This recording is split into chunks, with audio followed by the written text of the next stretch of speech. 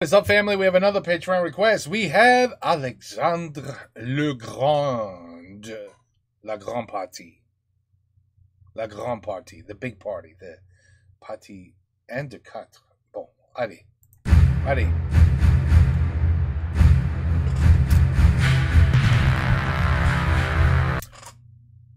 I think I remember these.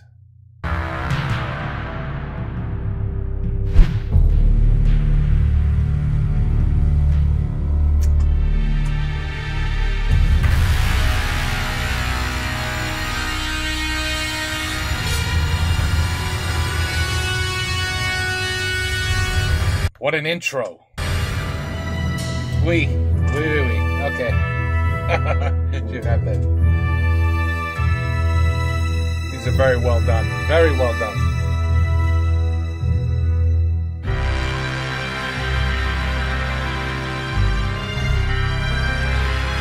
Ça a raté ta vie.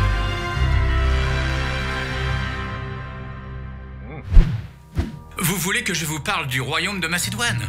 Ah, mais sans problème. D'autant plus que je suis macédonien d'origine. Je suis né à Stagir, en Chalcidie. Mon père était médecin auprès du roi macédonien de l'époque, Amintas III, le papa de Philippe II. Ma mère, elle, était sage-femme, comme celle de Socrate.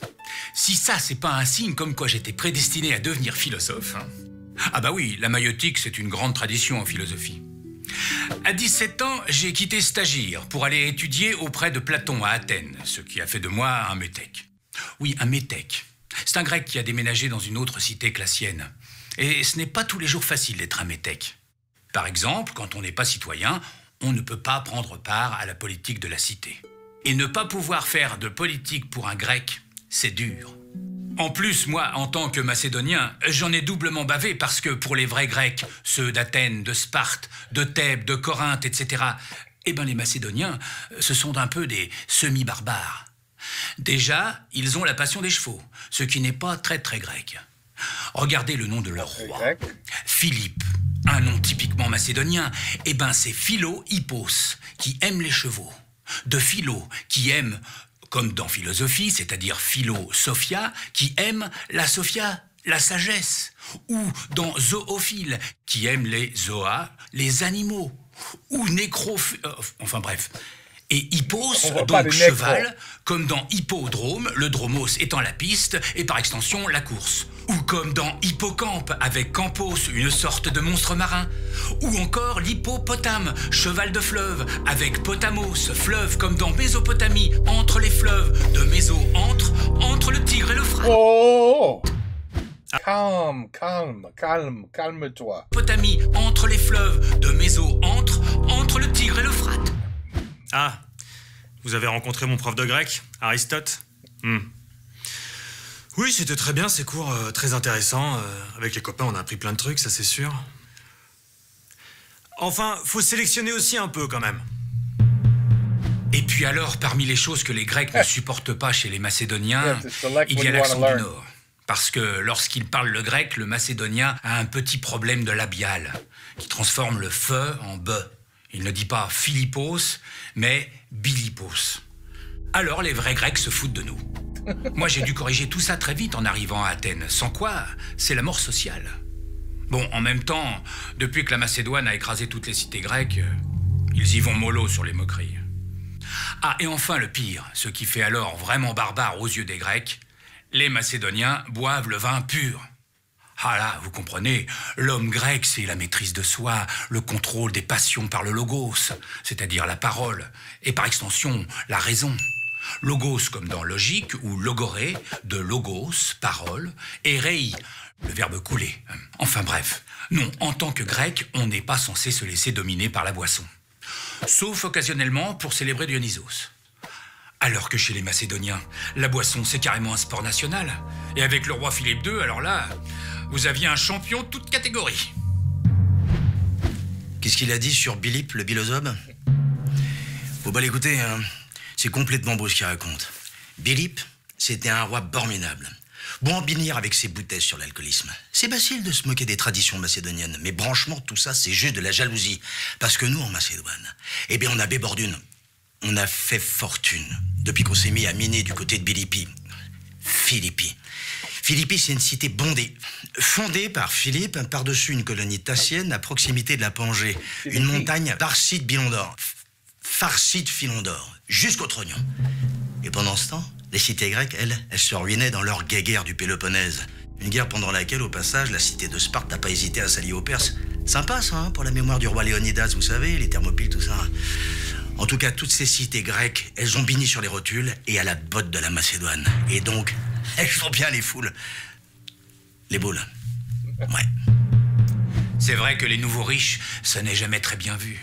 Surtout chez les intellectuels. C'est sans doute pour cela que Philippe II m'a embauché comme précepteur pour son fils Alexandre, afin que celui-ci ait la meilleure éducation grecque possible. Il faut dire qu'après 20 ans passés à Athènes, j'étais devenu le prof le plus réputé de toute l'académie. Et puis lorsque Platon, mon ami, mon maître, a rejoint le monde des idées, je me suis brouillé avec la nouvelle direction et j'ai quitté l'académie. Je serais bien retourné dans ma ville natale, mais il se trouve que dans sa politique d'expansion de la Macédoine, Philippe avait fait raser Stagir et vendu sa population comme esclave quelques années auparavant. Et donc c'est là, alors que j'étudiais la nature un peu partout, tout en enseignant en vacataire à droite, à gauche, que l'on m'a proposé ce poste de contractuel à Pella, la capitale macédonienne. Oh, je ne suis resté que 2 ans, hein. En fait, j'ai pris un peu la suite du pédagogue Lysimaque d'Acarnanie et du très strict éducateur Léonidas, le grand-oncle d'Alexandre du côté de sa mère. Mais j'ai dû faire du bon boulot. Attends, that was Alexander the Great? Oui, quand il était un gosse. Okay. Léonidas, le grand-oncle d'Alexandre du côté de sa mère. Mais j'ai dû faire du bon boulot, parce qu'en remerciement du travail accompli, Philippe a fait reconstruire Stagir. Oui, raser et construire des villes, c'est un peu une passion dans cette famille. Ah, mais c'était de bons moments, hein, ces 2 années passées à enseigner la culture grecque à la jeunesse dorée macédonienne. Je ne vous cache pas que la paye était bonne, hein, c'est certain. Mais alors en plus, avec des conditions de travail idylliques. Je donnais mes cours dans une école construite spécialement au bord d'une rivière, dans le nymphéum de Miesa, en plein air, juste à côté de Pella. Parmi les élèves, il y avait le grand copain d'Alexandre, Héphaïstion, du même âge. Inséparables ces deux-là. Du même âge également, le petit Philotas, un des fils de Parménion, le plus grand général de Philippe. Et puis il y avait ceux qui avaient 1 ou 2 ans de plus qu'Alexandre, comme Séleucos, le fils du général Antiochos. Cassandre, le fils du général Antipater, et Lysimaque, le petit immigré thessalien, très philosophe celui-là. Enfin, alors là, plus vieux d'une dizaine d'années, il y avait Ptolémée, dont le papa Lagos avait épousé une concubine du roi. Et aussi Perdiccas, un gars qui avait débuté comme page auprès de Philippe avant de devenir son somatophylaque, son garde du corps. De soma, le corps, et phylaque, garde. Ah, quelle belle bande de petits schnappants. Et au milieu de tout cela, le petit prince, Alexandre. Excellent élève, très intelligent, plein de curiosité. Il voulait tout savoir sur tout. Et quel charisme, un leader né. Vous n'avez qu'à demander à son plus fidèle compagnon. C'est quoi ça? Ah bah tu m'as demandé son plus fidèle compagnon, je t'ai trouvé son plus fidèle compagnon. Ok. Alexandre l'a dompté alors qu'il était à peine ado. C'est un peu sa première mob, quoi. Il s'appelle bucéphale, ça veut dire tête de bœuf. De bous, bœuf, et céphalée ou képhalée en grec, la tête. Comme dans hydrocéphale, de hydro, eau, et képhalée, la tête, donc tête d'eau. Too much info for my little head. That's too much. Ou nodocéphale, de nodo, nœud, et képhalée. What did I just see? What did I just see with my eyes? De bous, bœuf, et céphalée ou képhalée en grec, la tête. Comme dans hydrocéphale, de hydro, eau, et képhalée, la tête, donc tête d'eau. Ou nodocéphale, de Oh yeah, that's what I thought I saw. Okay. nodo, nœud, et képhalée, donc tête de nœud. Oui, bon, c'est bon, ça va. Tête de ouais. Dis donc, t'as passé trop de temps avec Aristote, toi. Ouais. Et donc, ce bucéphale, c'est un cheval thessalien, une race que l'on dit descendre des chevaux de Diomède. Les chevaux de Diomède, c'est pas ceux qui bouffaient de la chair humaine dans les travaux d'Hercule? C'est ça. Sauf qu'en Grèce, on dit Héraclès, pas Hercule. Bref, un marchand était venu un jour proposer des chevaux à Philippe, et ce bucéphale, qui n'était encore qu'une toute jeune tête de veau, était très agité. Sauvage, indompté, assez dangereux, quoi. Et personne n'arrivait à l'approcher. Philippe allait renvoyer la marchandise quand Alexandre a dit que lui, il arriverait à le dompter. Ou que sinon, il paierait lui-même le marchand. Ah, plutôt rigolo, le gamin. En fait, il avait vu que le cheval était effrayé par sa propre ombre. Alors il l'a fait se tourner face au soleil et il lui a parlé calmement, en mode l'ado qui murmurait à l'oreille des chevaux. Et hop, il a réussi à le monter. Ouais, bon, c'est super tout ça, hein. Enfin, on va quand même pas interviewer un canasson. Ah, c'est dommage, parce qu'il doit en avoir des trucs à raconter. That's true. Bon, mais sinon, niveau humain, ce serait qui alors son plus fidèle compagnon? Ah bah moi je pourrais vous en parler pendant des heures d'Alexandre. De sa beauté, de sa noblesse, son teint clair, sa chevelure léonine, et ce regard intense qui, tel celui de la méduse, vous pétrifie sur place. Oh, je suis tellement con. I just realized now, Alexandre le Grand. Alexander the Great, the title was right there. Quand il transpire, son odeur est agréable, Bon. comme si du parfum émanait de son corps. C'est vrai, je vous jure. Et cette façon de se tenir avec la tête toujours légèrement penchée sur le côté, je sais pas si c'est à cause d'une blessure, d'une sorte de torticolis chronique, ou si c'est juste une attitude, mais on s'en fout. C'est vraiment la classe macédonienne. Attitude. Vous savez qu'Alexandre est né le jour même où un pauvre type dont il est interdit à jamais de prononcer le nom mettait le feu au temple d'Artémis à Éphèse. Et on dit que si cet incendie a pu avoir lieu, c'est parce que la déesse n'était pas présente. Elle l'aidait à mettre Alexandre au monde. Par son père, il descendrait d'Héraclès et des enfants que le demi-dieu aurait eu avec sa dernière femme humaine, Déjanire. Et par sa mère Olympias, une princesse d'Épire de la tribu des Molosses, il descendrait carrément d'Achille. Ça fait une sacrée généalogie. Et c'est pas tout. Olympias prétend que ce ne serait pas Philippe le père, mais Zeus lui-même, venu la visiter dans son lit parmi les serpents dont elle s'entoure pour dormir. On dit même que c'est pour avoir tenté de jeter un œil dans la chambre de sa femme par le trou de la serrure alors que Zeus l'engrossait sous la forme d'un serpent que Philippe a perdu ce même œil peu de temps après au combat. You know, I never knew that back in the day they had eggplants. I didn't know that. See, today on a des zizi, mais tu vois, là, we had eggplant. What is that? So we have evolved. Ça claque, hein? C'est vrai, c'est vrai. Ah, Ma mère. ma mère. Ta mère. Vous l'avez pas encore rencontrée? Oh. Ah ben, vous avez de la chance. Vous verrez, c'est spécial. Oh, on ne peut pas dire qu'elle ne m'ait pas soutenu dans mon accession au pouvoir, bien au contraire. Je crois même qu'elle en a fait un peu trop. Ben quoi, c'est normal pour une mère de tout faire pour ses enfants, non? Alors bon. Non, parce que voyez-vous, quand il y a plusieurs femmes, c'est un peu toujours à qui mettra au monde l'héritier. Et des femmes, Philippe en a eu 7. 7. La première, Phila, c'était l'épouse de son frère Perdicas III, le roi précédent, mort au combat. Il a récupéré la femme, et il s'est proclamé régent au nom du jeune fils de Perdicas, Amintas IV, qu'il a fini par écarter du pouvoir. Phila, elle, est morte peu de temps après en mettant au monde un garçon, Caranos, qui, merci Héra, n'a pas vécu bien longtemps. Et je tiens à dire que non, je ne suis pour rien dans ce décès, je n'étais même pas encore là. Après ça, Philippe a épousé une Illyrienne, Odata, dont il a eu une fille, merci Héra, Odata. la petite Kinané, petite chienne. Une vraie guerrière celle-là, mais bon, pas de quoi en faire un roi pour autant. Puis Philippe a épousé une Thessalienne, Philina, dont il a eu Aridé, un fils, mais qui, merci Héra, est né handicapé. Et non, contrairement à ce que certains ont pu dire, ce n'est pas moi qui ai rendu ce pauvre garçon débile en l'empoisonnant à la naissance, que ce soit bien clair. On parle de moi? Yeah, I thought they killed you. Voilà. Avec Philippe, nous nous sommes rencontrés à Samothrace, où j'étais prêtresse de Zeus. Je lui ai de suite tapé dans l'œil lors d'une cérémonie d'initiation au mystère, et il m'a ramené dans ses bagages. Après notre mariage, j'ai eu 2 enfants. Alexandre, mon cher trésor, et sa petite sœur, Cléopâtre. Même si pour la naissance d'Alexandre, je maintiens que Philippe n'y est pas pour grand-chose. Par la suite, à mon grand désarroi, Philippe a continué à prendre de nouvelles femmes. Il a d'abord Salaud. repris une Thessalienne, Nicésipolis.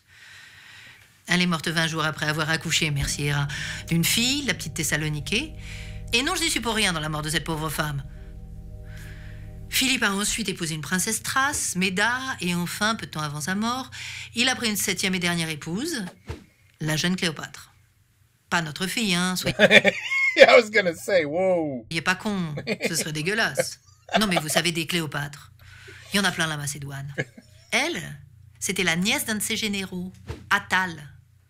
Le jour du mariage, ce Attale a dit que si la petite Cléopâtre donnait un fils à Philippe, le royaume aurait enfin un véritable héritier 100% macédonien.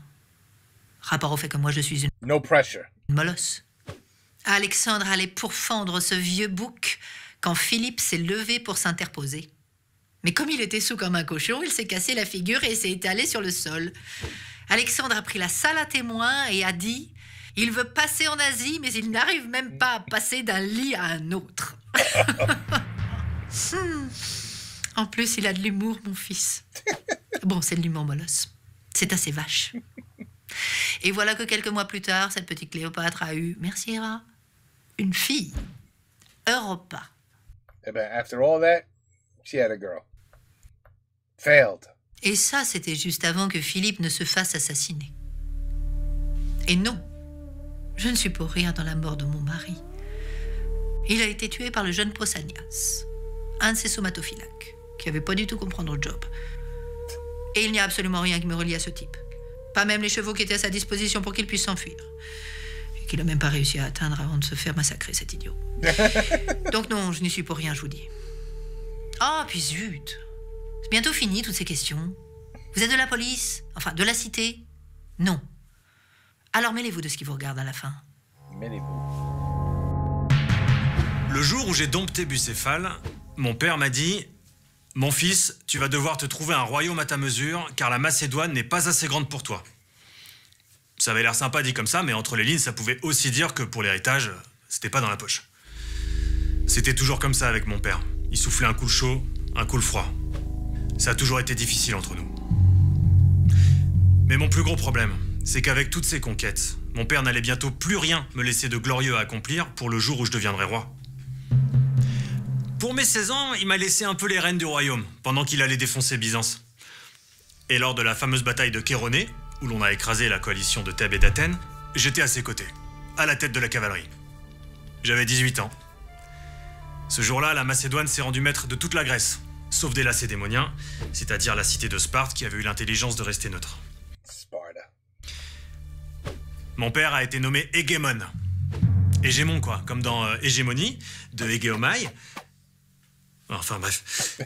Et dans la foulée, papa a fondé la Ligue de Corinthe pour unifier tous les Grecs, sauf Sparte, sous un même objectif, envahir la Perse, défoncer l'empire achéménide et libérer les cités grecques à l'est de la mer Égée. Tout ça pour enfin se venger des invasions perses des siècles précédents, les fameuses guerres médiques. Oui, les Achéménides, les Perses, tout ça, c'est du pareil au Mède. Et tout était prêt pour l'expédition. Mon père avait même déjà envoyé Parménion et Attale en éclaireur pour asticoter les forces perses. Et alors que l'on célébrait le mariage de ma petite sœur Cléopâtre, juste avant notre départ, voilà que papa se fait poignarder. C'est vraiment pas de bol. On a dû oublier une offrande, rater un présage ou foirer un sacrifice, parce que par Zeus, quelle poisse. Mais du coup, mon père m'a laissé le plus beau cadeau dont je puisse rêver, la Perse à conquérir. Et pour y parvenir, la meilleure armée du monde. En bête, dans les bourses macédoniennes, 2 générations se font face. Parmi tous les étahirs, les compagnons, il y a la génération de Philippe et ses généraux. Le vieux Parménion, Attale, Antigone le Borgne, Antipater. La vieille garde, quoi. Et puis vous avez les petits jeunes qu'en veulent, là, qui poussent derrière. Alexandre et sa bande de potes, dont beaucoup sont des enfants des premiers. Philotas, Hector et Nicanor, les fils de Parménion, ou Cassandre, le fils d'Antipater. Et moi qui balance entre 2 âges, je suis pile au milieu. Stratégos est favori de Philippe, mais aussi très proche d'Alexandre, puisque ma sœur, la Niké, fut sa nourrice. Je fais un peu partie de la famille, en quelque sorte. Tonton Clétos, quoi. C'est pour ça que toutes ces tensions entre Philippe et Alexandre, c'était pesant pour moi. Après la fameuse pique, lors du mariage de Philippe, Alexandre et sa mère ont même été bannis de la cour quelque temps. Bon, pour Olympias, ça changeait pas grand-chose, puisqu'elle était rarement présente. Et puis comme certains ont intelligemment fait remarquer au roi que c'était culotté de demander la paix entre tous les Grecs, alors que lui-même était incapable de maintenir la paix dans sa propre maison, il les a vite fait revenir auprès de lui. Ah, et on peut dire que Philippe a vraiment essayé jusqu'à sa mort de maintenir la paix dans son couple. Comme avec le mariage de la petite sœur d'Alexandre à un membre de la famille d'Olympias. C'était peine perdue. Dans ces histoires de famille, il suffit d'une seule personne, un tant soit peu toxique, pour pourrir la situation. Mais je vise personne en particulier. Non. À la mort de Philippe, j'ai dû agir vite. Vous savez, en Macédoine, l'héritage aristocratique, c'est pas automatique. Il faut recevoir l'acclamation des étahirs, qui sont pratiquement les égaux du roi. Alors j'ai vite dû faire éliminer tous ceux qui auraient pu s'opposer à mon fils. Tout d'abord, il a fallu se débarrasser des autres femmes de mon mari. Enfin, sauf Méda, qui s'est donné la mort d'elle-même pour suivre Philippe dans l'Hadès. Damn. Plutôt sympa. It's brutal, huh? When you think about what was going on in these times, my God. De sa part. J'ai fait égorger le bébé Europa dans les bras de sa mère, la jeune Cléopâtre que j'ai ensuite forcée à se pendre, et puis alors... Évidemment, il a fallu faire assassiner le tonton Attal, l'oncle de la jeune mariée, qui de toute façon commençait à fomenter des rébellions. Il a fallu s'assurer que le vieux Parménion reste fidèle, tuer le petit-neveu de Philippe, Amintas IV, que mon idiot de mari avait laissé en vie. Faut penser à tout. C'est ça, être mère. Oui, vous êtes une bonne mère. Charge mentale, quoi. Oui. Bon, par contre, le petit Haridé, lui, je vais rien lui faire, hein, vu qu'il est attardé mental. Ça se fait pas. Hein? Quoi? Ah oui, voilà. Non, sérieux, s'en prendre aux handicapés, c'est dégueulasse. Ah, je suis pas handicapé, moi, je suis juste épileptique. Oui, voilà, c'est ça. Enfin, pas de fait, comme il est débile. Il peut pas devenir roi, donc il représente aucun danger. Mais je suis pas débile. Et heureusement pour lui, hein, parce que sans quoi je l'aurais fait assassiner comme les autres. Mais je suis... Hein, quoi? Mais du coup, il va même accompagner son frère en Perse, hein? Il est content? Qu'est-ce qu'il y a, mon grand? Il veut dire quelque chose? Voilà, voilà. Voilà, voilà. Oh, these are so well done. Avec son charisme et sa puissance physique et mentale, Alexandre a de suite pris les choses en main. Parce que, dès l'annonce de la mort de Philippe, les cités grecques ont voulu s'affranchir de la domination macédonienne, sous-estimant gravement ce jeune roi de tout juste 20 ans. L'ancien bègue athénien, Démosthène, opposant féroce à Philippe et grand orateur depuis qu'il se cale des cailloux dans la bouche, a prononcé des discours particulièrement féroces. Donc, la première chose qu'Alexandre a dû faire, c'est de bien calmer tout le monde. Après un siège rapide, il a rasé la ville de Thèbes, une des cités les plus glorieuses du monde grec. Il a exterminé tous les hommes et a réduit les femmes et les enfants en esclavage. Sauf une nana, une certaine Timocléa, qui après s'être fait violer par un de nos alliés Thraces, avait eu le culot de tuer son violeur en le poussant dans un puits. Si le gars avait pas braillé en mourant, il aurait disparu sans laisser de traces. Good for her. Le Thrace.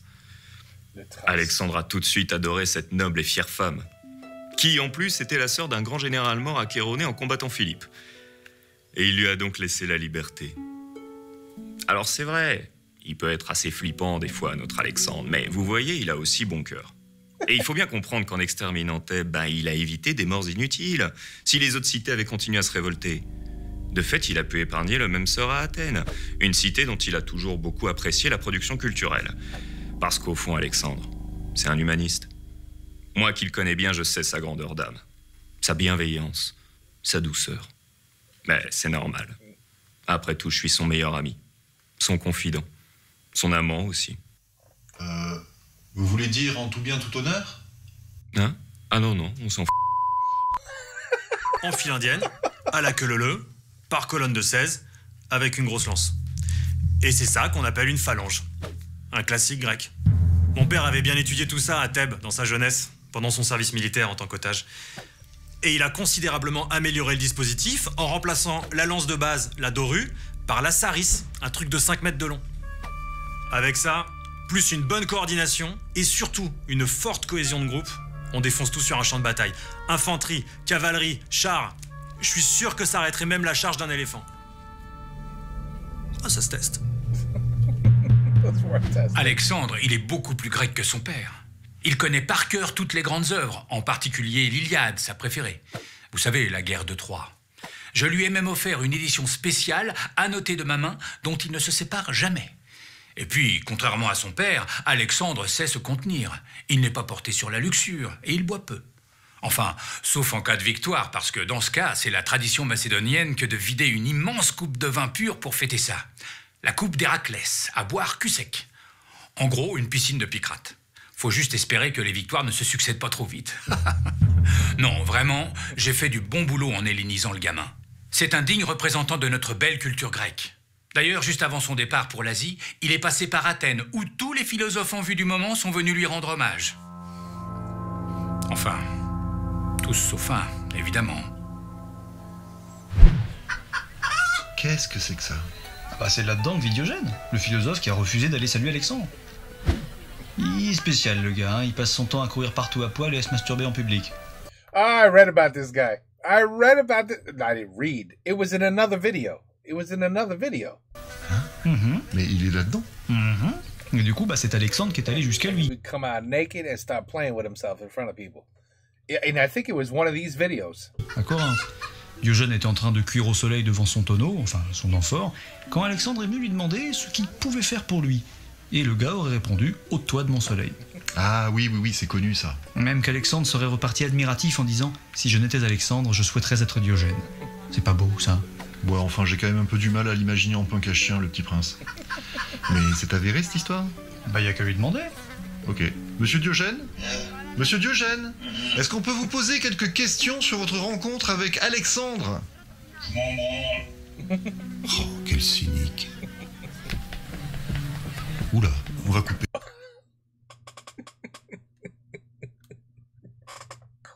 Et là. Coupez! Oh là là. Cette fois, ça y est, c'est parti pour la conquête.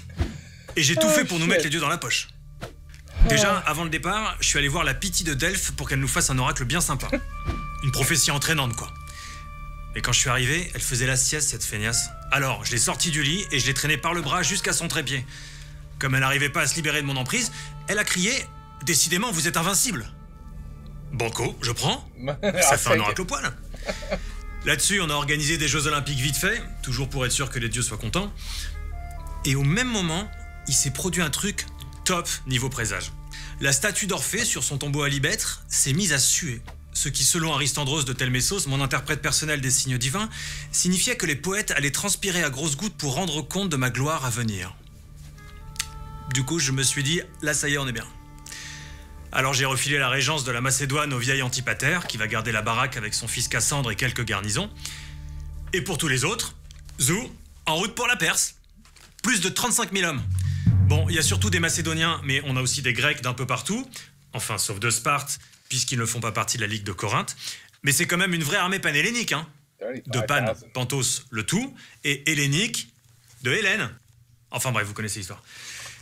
Au moment du départ, j'ai fait cadeau de toutes mes terres aux copains, et je leur ai dit, moi je me contenterai de l'Asie. 35 000 gars, ça baie une sacrée boule. Foule. Il y a la cavalerie, celle des étahirs et celle des prodromoïs. Puis, il y a les pésétahirs, des étahirs à pied qui borment les balles, qui forment les phalanges. Et pour protéger ces phalanges, on a des peltastes, l'infanterie légère, et surtout des hypaspistes, l'infanterie d'élite avec toutes sortes de porte-boucliers. En or pour les chrysaspides, en argent pour les agéraspides, et en bronze pour les calcaspides. Bref, plein de trucs en speed. Et puis, on a des archers, des javeliniers et des frondeurs. Ah oui, parce qu'il faut bien quelques planqués pour les attaques à distance. Et puis, il y a tous les civils. Des ingénieurs et des charpentiers pour des machines de siège, des augures et des devins pour les présages avant les batailles, des naturalistes, et puis des cartographes avec à leur service des bématistes, des mecs payés à compter leurs pas. Enfin, on a aussi de quoi se divertir. Des philosophes comme Callisthène, le propre neveu d'Aristote, des tragédiens pour pondre des pièces, et puis des acteurs, des comiques et des pornailles. Porné pour une prostituée femme et pornos pour un prostitué homme. Bref, tout ce qu'il faut pour faire une bonne campagne militaire. Alors si avec tout ça on n'écrase pas les Perses, là franchement, je sais pas ce qu'il faut. Au moment d'embarquer, par sécurité, on a immolé quelques moutons et fait des libations à Poséidon et aux Néréides. Et au milieu de l'Hellespont, sur la triare royale, j'ai carrément fait sacrifier un taureau. Un taureau! J'ai débarqué le premier, j'ai planté mon javelot sur la terre ferme en signe de conquête. Là-dessus, j'ai fait dresser des autels votifs aux dieux et on a resacrifié des bestioles. Et puis je me suis rendu sur le site d'Ilion, où reposent les héros de la guerre de Troie. Là, je suis allé sur la tombe d'Achille, verser de l'huile et courir tout nu autour du tumulus, comme le veut la coutume, pendant qu'Héphaïstion faisait pareil pour Patrocle, le cousin et amant d'Achille. C'était beau. Et on a même fait des libations à Priam, le roi troyen, pour apaiser son ressentiment envers les Grecs. Alors si avec tout ça, on n'écrase pas les Perses, là franchement, je sais pas ce qu'il faut, hein. Let me guess. Oh. I was gonna guess they didn't beat them, did they? Wow. So much information. But so well done. Like, I probably said this in the past. If you want to teach some serious history, Greek mythology, you know, anything that's in the past that you want to teach kids, this is how you teach them. This keeps them engaged, interested. They laugh. They think it's funny. you keep the crowd interested. You know what I mean? Instead of being in class. Oh, c'est chiant tout cette merde. No, not like this. C'est pas chiant when you give the information like this. C'est pas chiant du tout. C'est excellent. C'est excellent. Alexander the Great. 64 stades. Oh, tu vois? 2664 stades, 598 He's counting steps. pieds. 2664 stades, 599 pieds. 2664 He's gonna lose his number. You know that, right? He's gonna get distracted and say, "Oh shit, I gotta start all over." stades, 600 pieds. 2665 stades, 1 pied. 2665 stades, 2 pieds. I know. He didn't lose his... No, he's good. Il est bon, il est bon. Il est bon. 2665 stades, 9 pieds. 2665 stades, 10 pieds. Eh ben dis donc, c'est pas Byzance ici. Faut l'entretenir quand même. 2665 stades, 11 pieds. 2665 stades, 12 pieds.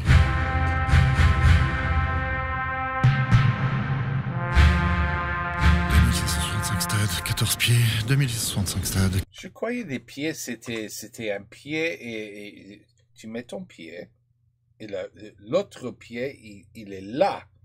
And you walk like this, like this, like this. He's doing giant steps. I don't think that's how you do it because it's more than a foot then. He's doing like 3 feet at a time. 15 pieds, 2600. C'est pas 15 pieds, c'est a foot is only like this. A foot. Yeah. Incorrect. You're doing it wrong. Start over. Stade, 16 pieds. 2665 stades. Start 10... over. Mais... Oh. Non mais c'est pas vrai. Oh les gars. Oh, vous avez encore oublié le bématiste. Eh merde. Oui, merde. Ah, ils sont excellents. Ils sont excellents. Eh ben voilà. Alexander the Great. This is, like I said, if you want to teach people, this is how you teach them. Like this. Perfect format. Comedy.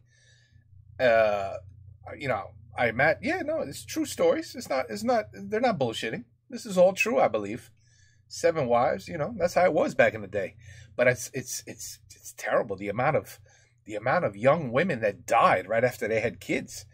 Probably because they didn't know how the hell to give birth properly. You know, they didn't have hospitals and, oh yeah, you gotta, you know, take it easy for at least a month, you know.